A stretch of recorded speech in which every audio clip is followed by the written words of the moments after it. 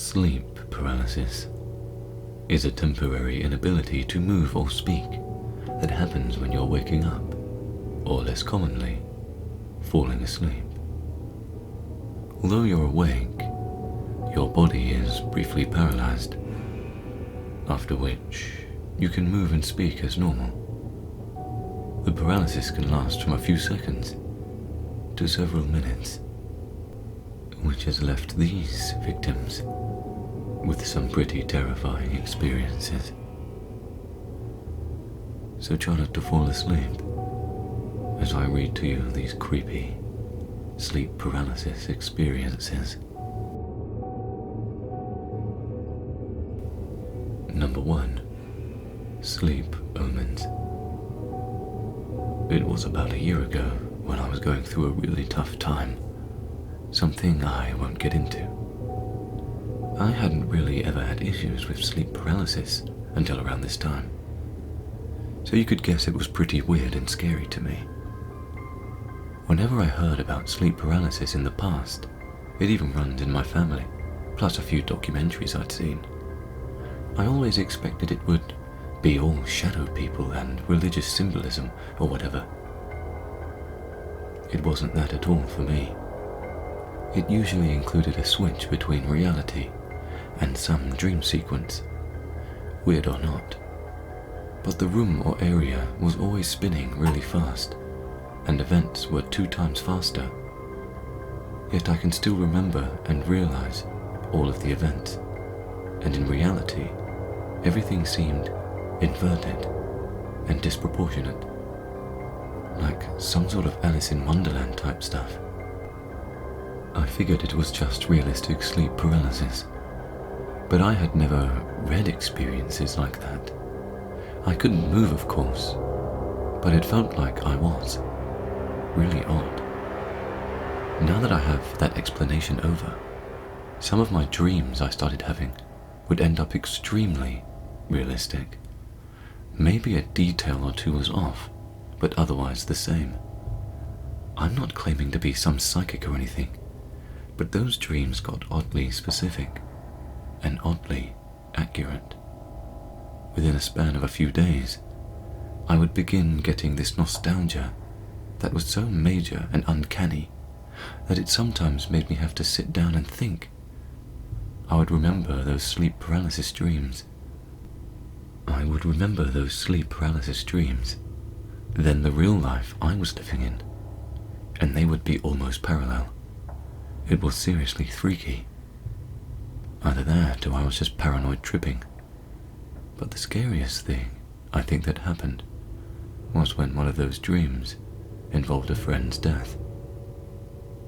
This friend is someone I have known since foster care and had kept in contact with for many years, and I'll just call him Eric as a cover name. I remember seeing my room while in sleep paralysis and being stuck there without the whole switching, just the weird inverted looking colour and the oddly sized surroundings. I recall seeing this shape that was more of a blue-black blob at the time. I sort of just laid there staring at it, and I couldn't tear my eyes away from it at all. The shape formed extremely slowly into something more discernible, like a male's shape. The shape was definitely hanging from something, and it seriously freaked me out to the point of tears. I forgot about it almost entirely a few days later, until I got a call from my friend's stepsister of her freaking out. That friend, Eric, had committed suicide by hanging. I stopped having sleep paralysis moments like that, and rarely even have sleep paralysis at all anymore. Even thinking about it now, I feel nauseated. I really am not for the psychic future-telling stuff. But what if I had taken that seriously? I could have seen the omen and looked for signs. Anyways, I guess it's not a typical horror, and it gets very deep and real. But every time I think about it, I just feel this overwhelming dread and sadness. Not the most horrifying thing, but it's my story, and it was pretty damn scary. Number 2. It's going to get me. I've gotten mine so frequently that I don't even freak out about it anymore. It's still scary, but not nearly as much as it used to be. The first few hallucinations were awful. A little creature eating something on my floor. I blink. Now he's right next to my face, chewing on something, and whispers, "Remember me." An old lady standing over my head and whispers, "Darling." I told my mum about that, and she asked if I thought it was my late grandma. No, it was evil. The hallucinations are always evil. Even if I can't see anything, there is always an overwhelming presence in the room, and it is always evil. I can't move. I'm stuck. The evil is pulling onto me, deeper and deeper. I can't cry for help. I can only breathe, heavily and as fast as I can, hoping someone will hear me, breathing so loud, and will come and shake me out of it.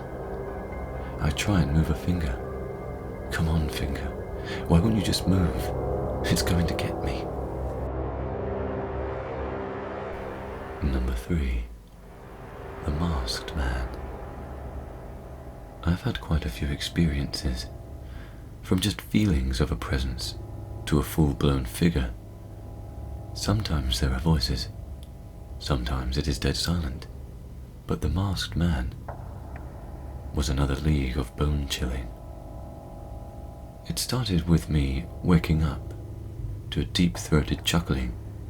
Having been one of my later experiences of sleep paralysis, I knew immediately that it was. I resigned myself to another sleepless, creepy night. When the door opened, a man stepped through, in a mask as red as blood. The mask itself was demonic in nature, with big underfangs like a boar's, with unnatural, outlandish twists and turns in the cheeks, and a deep-set, wrinkled brow. But the worst part were the eyes. His violent, serpentine eyes bulged out of the mask. They looked like they were about to pop. He was wearing a rich-colored brown robe, with a hood pulled up covering the rest of his head, drawing all the attention to the mask and those dreadful eyes. He pulled a squirming burlap sack behind him, and he stopped when he got to the foot of my bed. He stared at me for a long moment, and then reached in the bag. One by one, he pulled out everyone I have ever loved, cared about, or considered a friend. Each time he pulled them out, he positioned them so I was looking directly into their eyes.